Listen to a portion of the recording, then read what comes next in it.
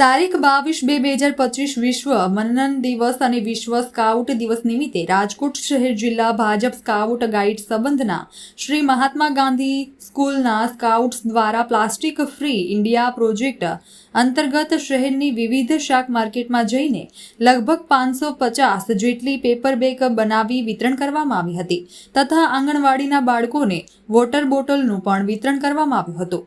આ કાર્યક્રમનું આયોજન સ્કાઉટ માસ્ટર શ્રી યશભાઈ સ્વાદિયાના માર્ગદર્શન હેઠળ કરવામાં આવ્યું હતું।